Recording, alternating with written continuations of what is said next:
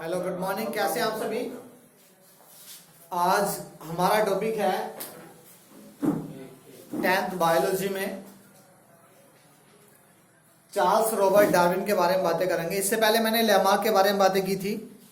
लैमार्कवाद, उसके सिद्धांत के बारे में बातें की थी। लैमार्कवाद का सिद्धांत था और लैमार्क ने क्या क्या थ्योरी दी थी उनके बारे में टॉपिक क्लियर किए थे। और आज जो हमारा टॉपिक है चार्ल्स रॉबर्ट डार्विन के बारे में बातें करेंगे। तो चार्ल्स रॉबर्ट डार्विन की बात करें तो डार्विन का जो जन्म होता 12 फरवरी सन 1809 को श्रूसबरी इंग्लैंड में हुआ था। कब हुआ था? 12 फरवरी। आप यदि लिखेंगे तो यदि डार्विन के परिचय की बात करेंगे तो आप सीधा क्या लिखेंगे? 12 फरवरी सन 1809 को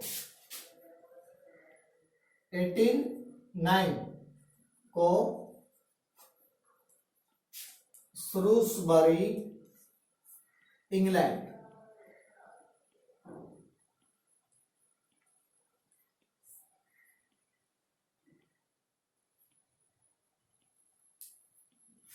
इंग्लैंड में हुआ था। ठीक है, ये चीज आपको याद रखनी होगी। क्लियर। उसके बाद बात करें तो इनकी जो पढ़ाई लिखाई थी, पढ़ाई लिखाई करने के बाद में इनका जो जीवन की बात करें, थोड़ी सी जीवन परिचय याद करें इनका, तो इनके जीवन में क्या क्या था इन्होंने कि पढ़ाई लिखाई करने के बाद में इन्होंने स्नातक की उपाधि करी थी। कब? 1831 ईस्वी में। ये इनमें लिखा हुआ है तो मैं बताता हूँ जरा देख के। हाँ, इसमें लिखा 1831 में कैम्ब्रिज के वनस्पति शास्त्री डॉक्टर हेंसलो के साथ ब्रिटिश सरकार के विश्व सर्वेक्षण जहाज, जिसका नाम था HM beagle, HM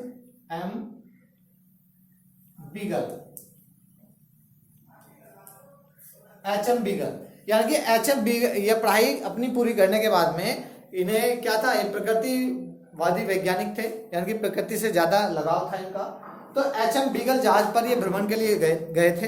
HMS beagle, sorry, HMS beagle नामक जहाज पर ये भ्रमण के लिए गए थे, यानी कि घूमने के लिए गए थे। और इन्होंने 5 वर्षों तक बहुत सारे महाद्वीपों की यात्रा की, वहां के जीव जंतुओं, प्रकृति का अध्ययन किया और अपनी नोटबुक में सारा डाटा नोट किया।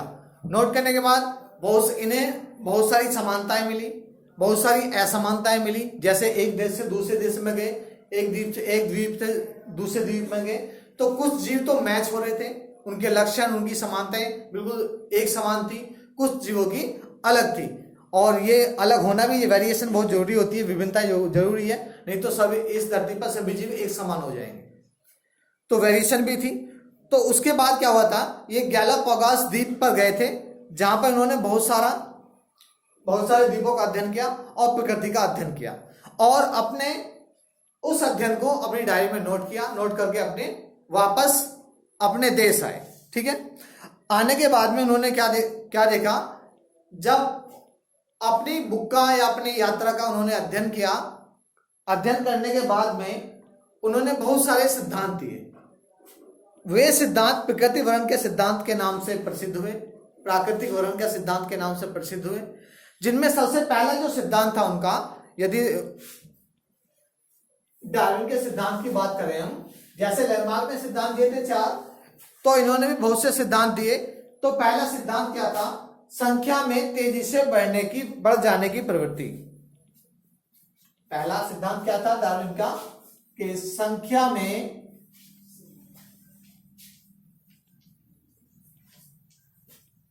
तेजी से बढ़ जाने की प्रवृत्ति। यानी कि कहने का तात्पर्य यह है कि प्रत्येक जीव के अंदर एक प्रवृत्ति पाई जाती है। क्या प्रवृत्ति पाई जाती है? कि प्रत्येक जीव जनन करता है और जनन करने के बाद अपनी संख्या को बढ़ाता है। तो कहने का तात्पर्य यह हुआ कि डार्विन ने क्या कहा था कि यदि कोई जीव जनन करता है तो यदि उस जीव की संतान या उसके जो पूर्वज हैं वो डेड ना हो, ना मरे, उनकी मृत्यु ना हो, तो आने वाले टाइम में एक इतनी बड़ी संख्या उन जीवों की हो जाएगी कि इस धरती पर पैर रखने के लिए जगह नहीं मिलेगी। उन्होंने बहुत सारे एग्जाम्पल दिए, बहुत सारे जीवों के एग्जाम्पल दिए। एक हाथी का एग्जाम्पल दिया उन्होंने कि यदि एक हाथी की सभी संतानें जीवित रहें तो एक जोड़ा हाथी 750 वर्षों में लगभग 19 मिलियन हाथी पृथ्वी पर पैदा कर देगा। ठीक है, जबकि हाथी का जो जन्म काल है वो सबसे अधिक है। ठीक है, 30 साल के लगभग है, 30 साल में जन्म करता है और तथा 90 वर्ष तक करता रहता है। ठीक है, इसमें यानी कि इसमें क्या दे रखा है कि 1 साल की जो औसतन गति दे रखी है, एवरेज दे रखा है इसका, यानी कि बच्चे पैदा करने का, वो दिया हुआ है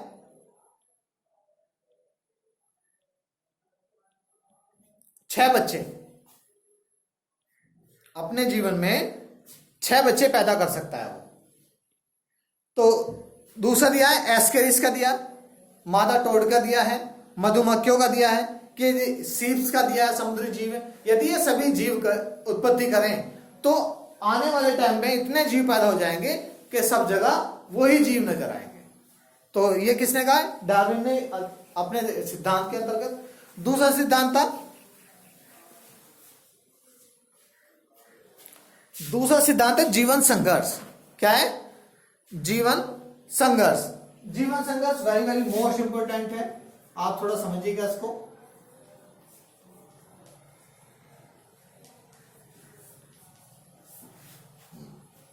अब जीवन संघर्ष की बात है कि इस धरती पर जो जीव पैदा हुआ है वो अपने जीवन के लिए संघर्ष कर रहा है, लड़ाई कर रहा है। वो चाहे खाने की हो, पीने की हो, रहने की, उठने की, बैठने की, सोने की, किसी काम की, वो एक संघर्ष कर रहा है, फाइट कर रहा है उसके साथ में, तब वो उसमें रह पा रहा है।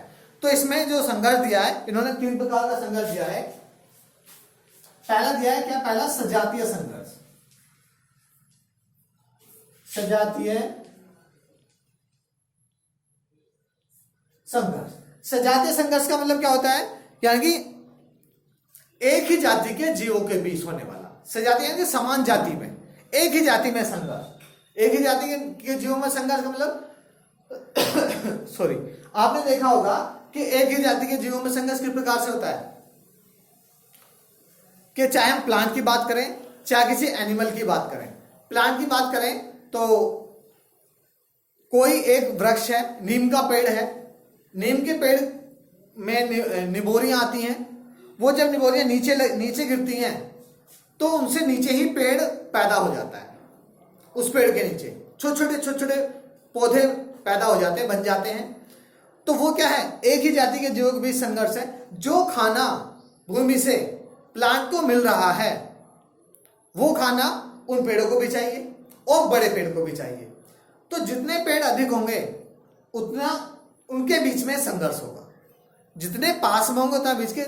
या दूसरा एग्जाम्पल, हम धान बोते हैं, मूंजी, चावल जो बोते हैं, तो धान जो बोते हैं तो हम क्या करते हैं, एक छोटी सी क्यारी में धान की प्योद लगाते हैं।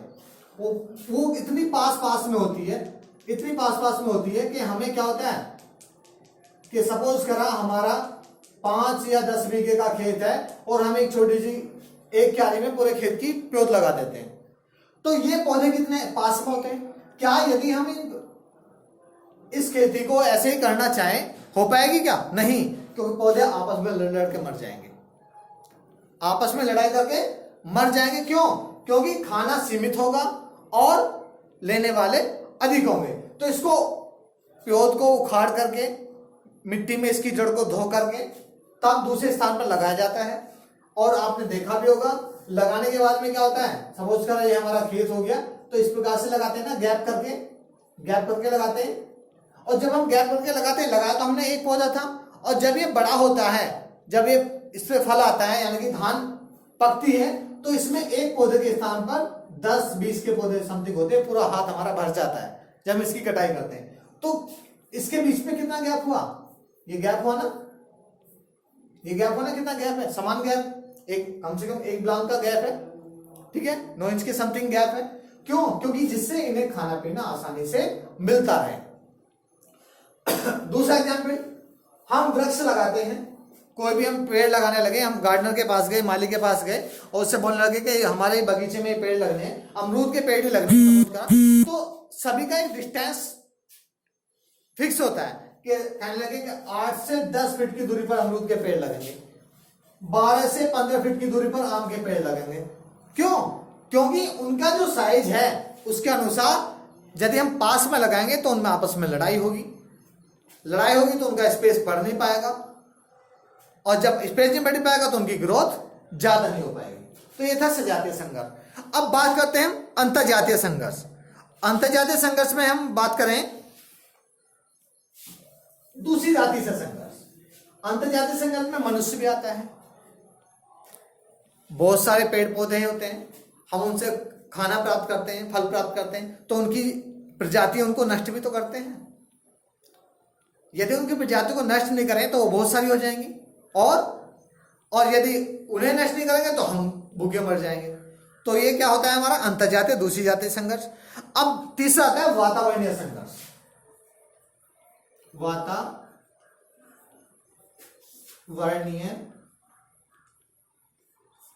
संघर्ष। अब वातावरणीय संघर्ष की बात करें यदि हम, तो वातावरणीय संघर्ष क्या होता है? सभी जातियां क्या होती है प्राकृतिक वातावरण में, जैसे अत्यधिक सर्दी, गर्मी, बाढ़, सूखा, तूफान आदि क्या है, ये सब हमारे यानी कि प्रतिकूल वातावरण है।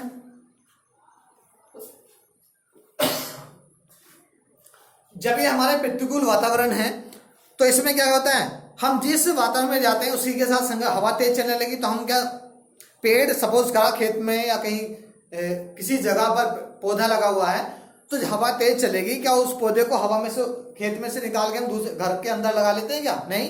क्यों? क्योंकि जब गर्मी लगेगी तभी वो प्लांट वहीं रहेगा, सर्दी लगेगी तभी वो प्लांट वहीं रहेगा।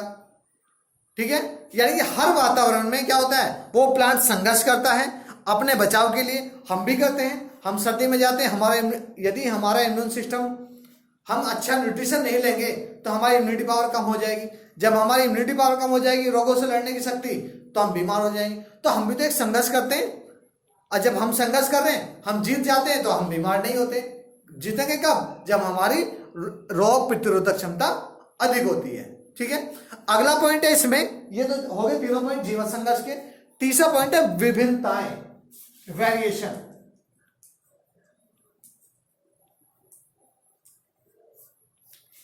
विभिन्नताएं की बात करें, वेरिएशन की बात करें यदि हम, तो वेरिएशन का मतलब क्या होता है? आपने देखा होगा कभी भी एक माता पिता की संतानें कभी समान नहीं होती हैं।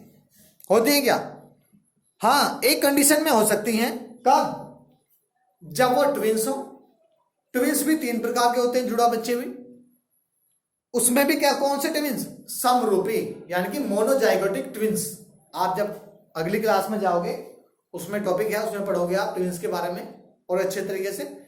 तो मैं जनरली बता रहा हूँ, ट्विंस जो होते हैं 3 प्रकार के होते हैं, यानी कि एक तो होते हैं डाइजाइगोटिक यानी कि भ्रातृय यमज, दूसरे होते हैं समरूपी यमज जिसको बोलते हैं मोनोजाइगोटिक, और तीसरे होते हैं सियामीज।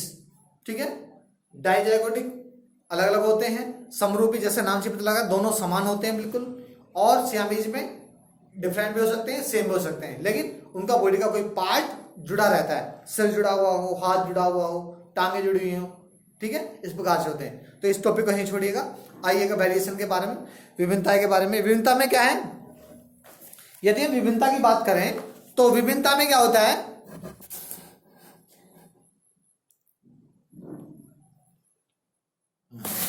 हाँ, इससे पहले मैंने आपको बताया था विभिन्नताएं, थोड़ा सा बातें की थी पिछले, अब से पहले किसी वीडियो में मैंने। तो विभिन्नताएं जो होती है वो भी 2 प्रकार की होती हैं, एक तो दैहिक और जननी। दैहिक का मतलब जो हमारी बाहर से हमें जो चीज दिखाई दे रही है, जननी का मतलब हमारे जनन से रिलेटेड होती है और गुणसूत्रों से रिलेटेड होती है, यानी कि जो हमारे पीढ़ी दर पीढ़ी चलती आ रही है।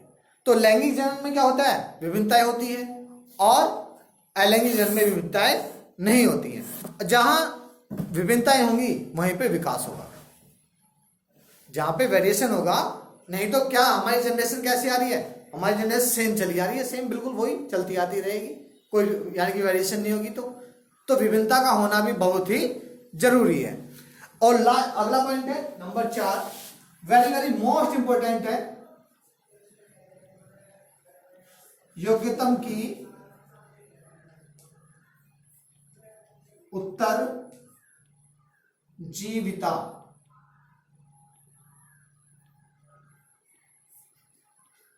ठीक है।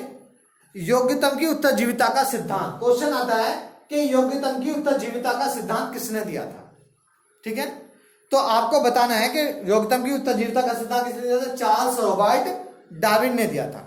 तो कहने का योग्यतम की उत्तरजीविता का सिद्धांत का मतलब क्या होता है कि योग्य का मतलब एक एबिलिटी है, योग्यता है। तो योग्य का मतलब क्या हो गया यहाँ पर कि जो जिस चीज के लिए योग्य है। सपोज करा कि वातावरण में कोई परिवर्तन आया और परिवर्तन आने के बाद में क्या हुआ,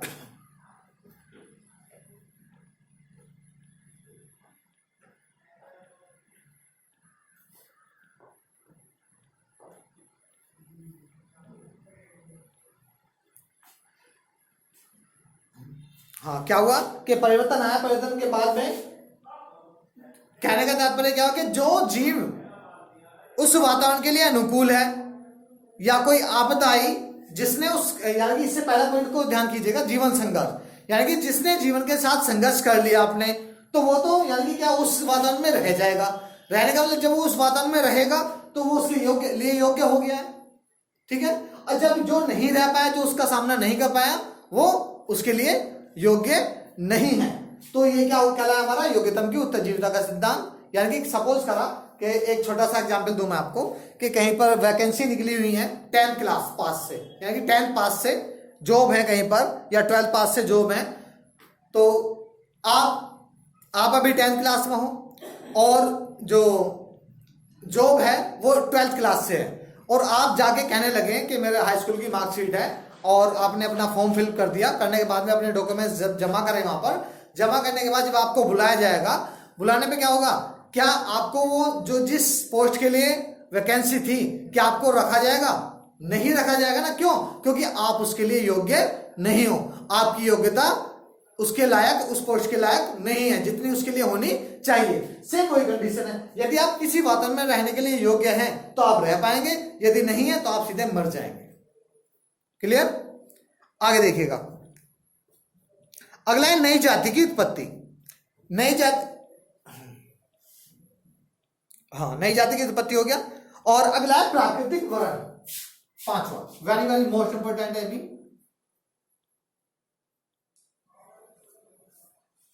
क्वेश्चन आता है कि प्राकृतिक वर्ण का सिद्धांत किसने दिया था? डार्विन ने दिया था। तो प्राकृतिक वर्ण भी क्या है? बिल्कुल सेम है। जो प्रकृति के अनुकूल हो गया वो तो जीवित रह जाएगा, और जो नहीं रहेगा वो मर जाएगा। ये भी योग्यता से बिल्कुल रिलेटेड, बिल्कुल सेम है। यही सिद्धांत है बिल्कुल, कि जो प्रकृति के अनुकूल हो जाता है वो जीवित रहता है, जो नहीं होता वो मर जाता है। अगला पॉइंट है नई जाति की उत्पत्ति, छठा।